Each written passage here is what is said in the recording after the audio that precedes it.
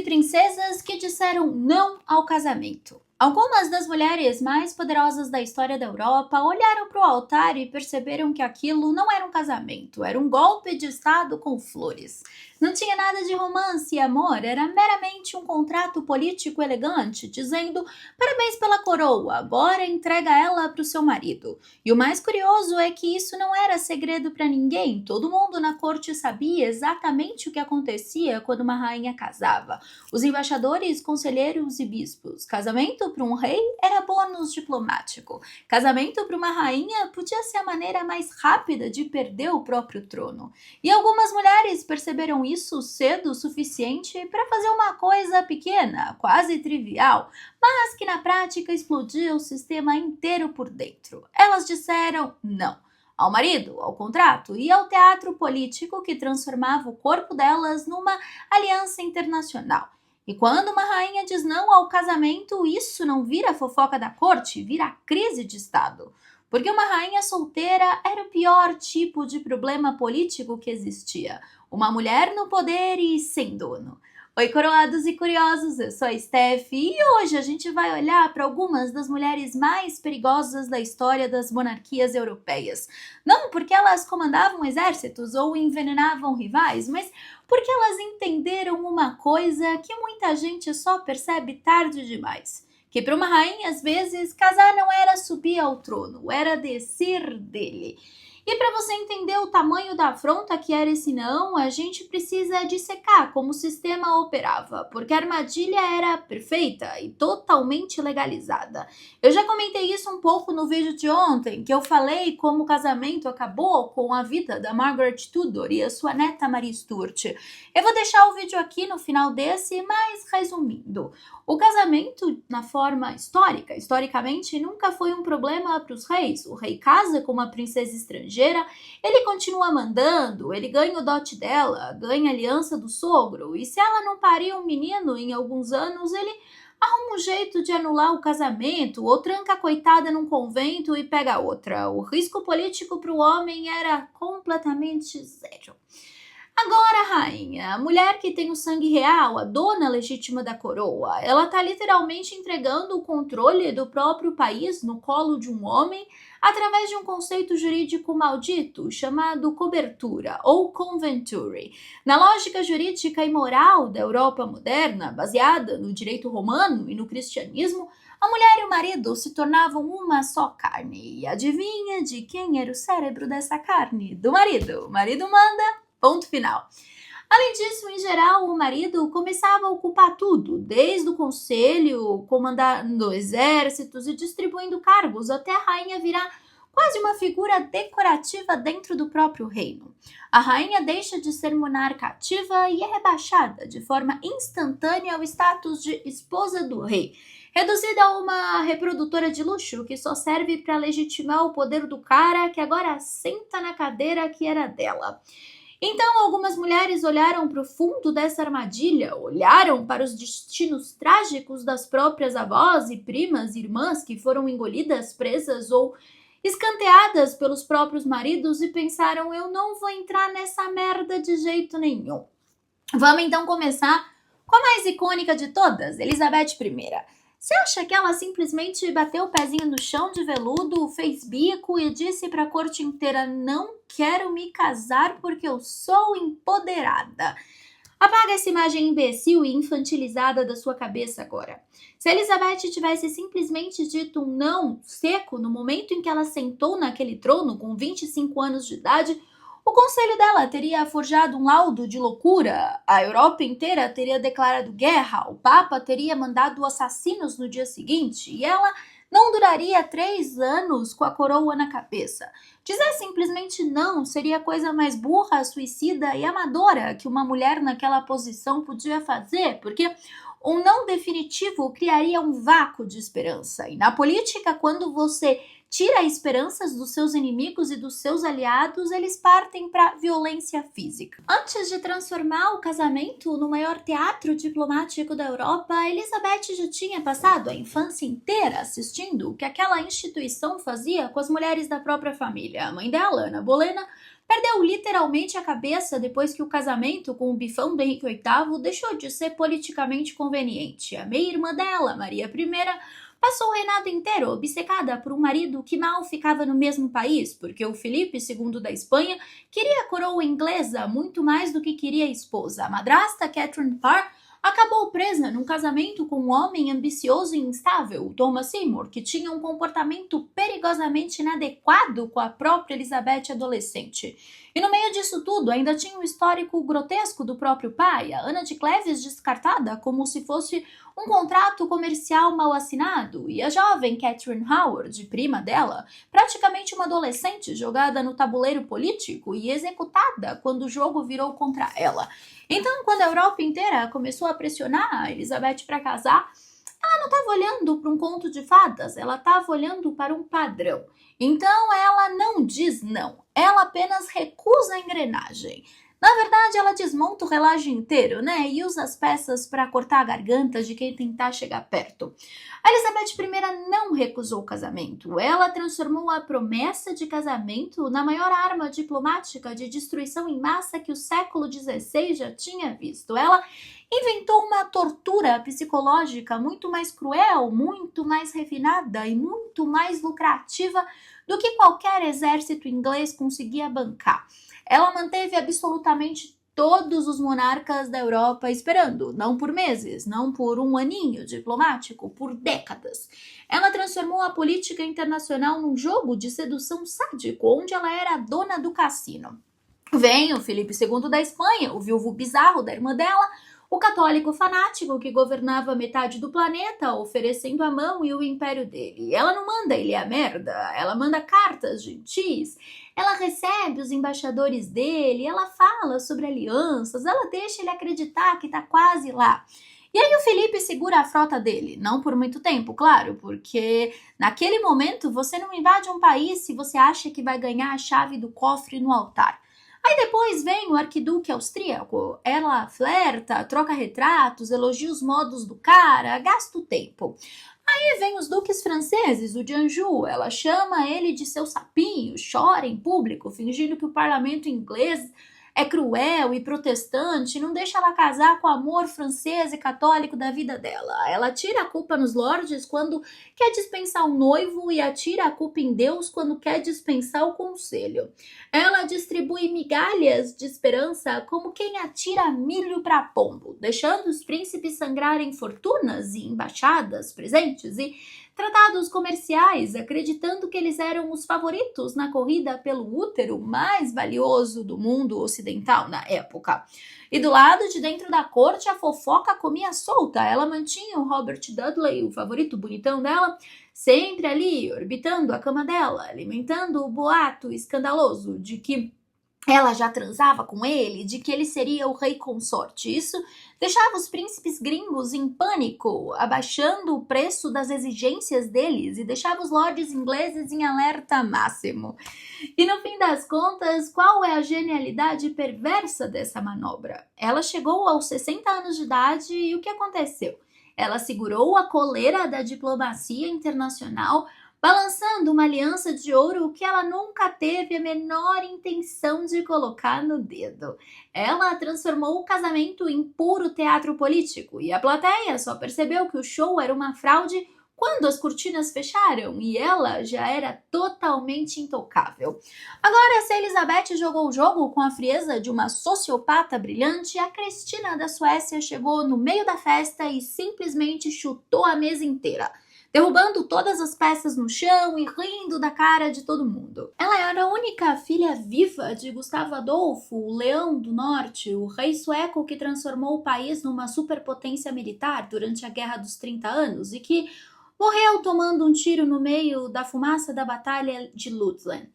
A Cristina não herdou um reinozinho de enfeite, ela herdou um império de gelo e aço, o exército mais temido do norte da Europa. E quando ela assumiu de verdade, a pressão que caiu nos ombros dela não era apenas para casar, era para parir uma máquina de guerra que continuasse o legado do pai dela.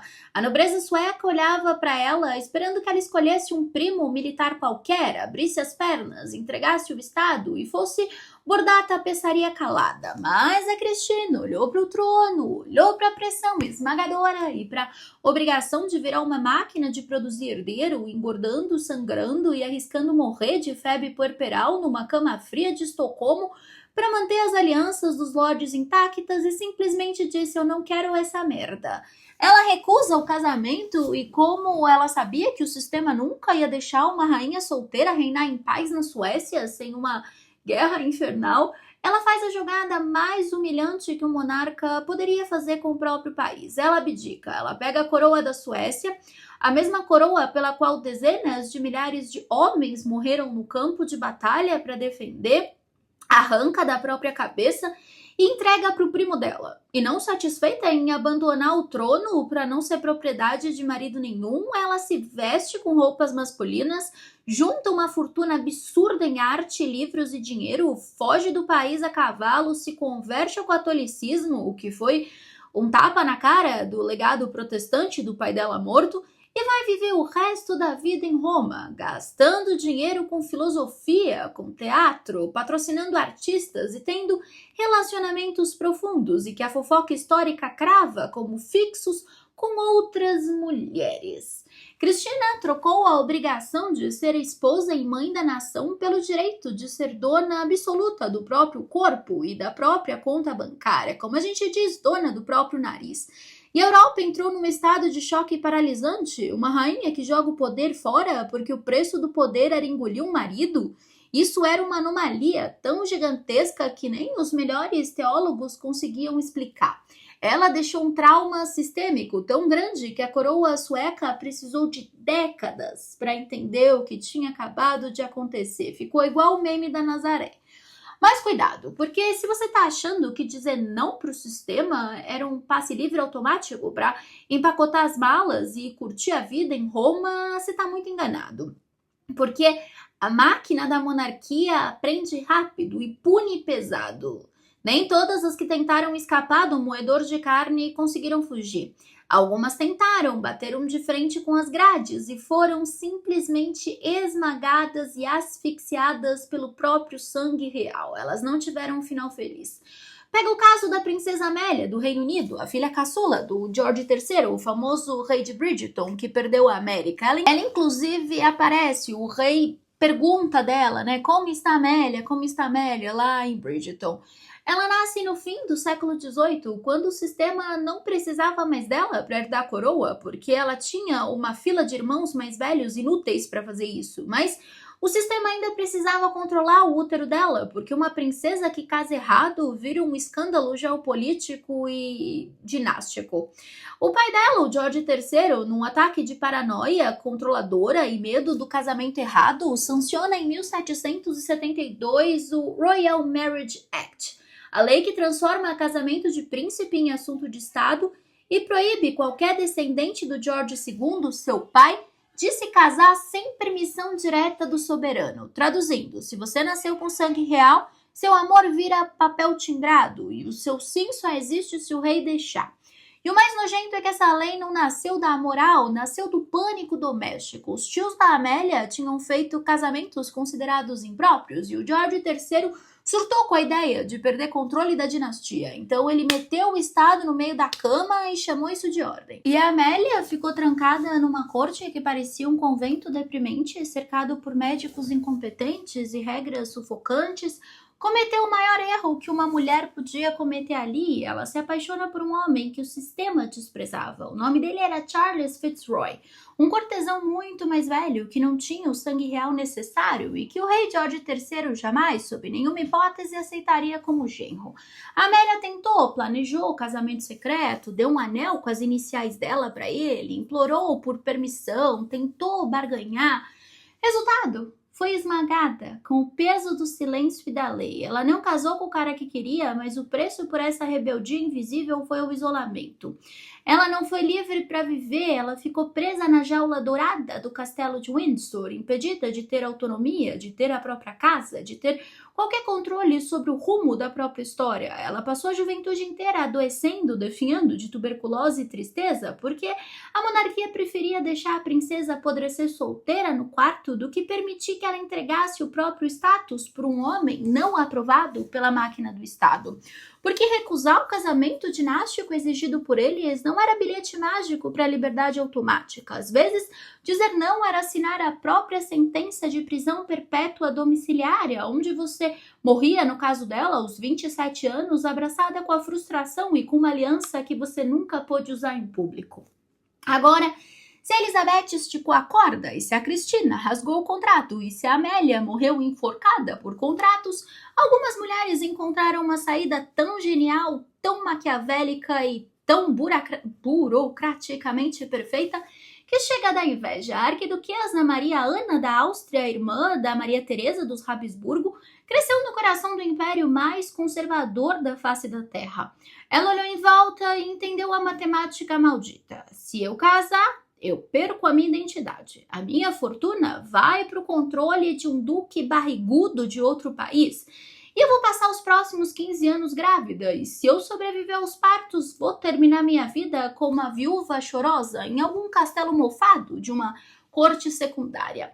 Então ela procura o buraco negro do Código Civil e Religioso da época e escolhe se internar na única outra instituição que tinha a mesma força de um casamento, mas sem a presença de um marido, a igreja. Mas calma, não vai achando que ela raspou a cabeça, vestiu um saco de estopa, fez voto de pobreza, silêncio, foi comer pão duro rezando de joelhos o dia inteiro. Isso é para freira pobre. Para a realeza, a igreja funcionava como um banco de investimentos com um cruz na parede. Calma que eu explico. A Maria Ana virou uma abadesa imperial, especificadamente na instituição teresiana em Praga. Você sabe o que é uma abadesa imperial no Sacro Império Romano Germânico? É comandar uma instituição rica, cheia de terras, renda e autoridade política dentro do império, um cargo que dava autonomia financeira e poder real, sem precisar dividir o poder com marido nenhum. Olha que esperta. Ela usou o sistema religioso que foi criado para submeter as mulheres, para comprar a própria liberdade política e não prestou contas a homem nenhum. Ela trocou a submissão de um leito nupcial aristocrático pelo poder executivo de uma corporação religiosa da elite. A Maria Ana transformou o celibato numa carreira política e trocou o papel de esposa por autoridade incontestável. 0 marido, 100% de controle, 0 defeitos. A prova viva de que às vezes vestir o hábito era o único jeito de vestir as calças da própria vida. Mas existe uma fenda nesse raciocínio, uma situação histórica onde todas as regras de casar, não casar, jogar o jogo, fugir pro convento ou manipular embaixador perdem sentido e viram pó de forma instantânea. Sabe quando isso acontece?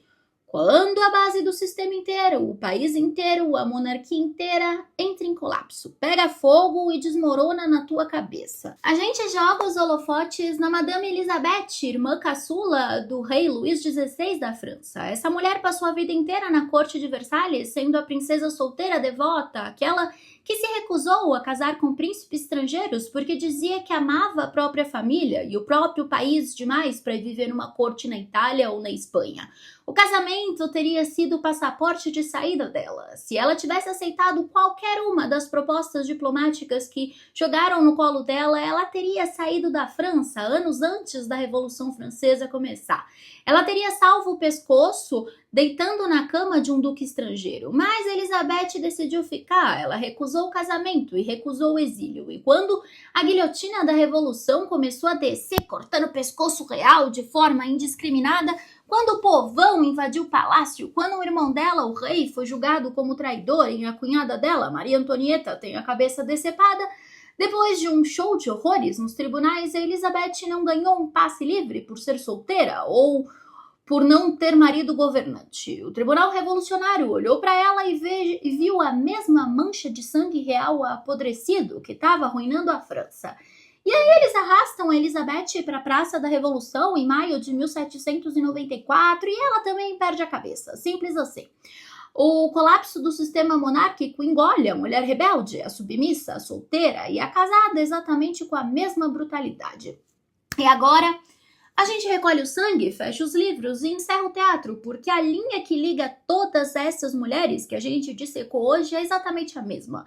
Durante séculos, a igreja, o Estado e os seus livros de romance de banca de jornal venderam o casamento como teto definitivo de proteção para as mulheres da realeza. Casar é garantir a vida.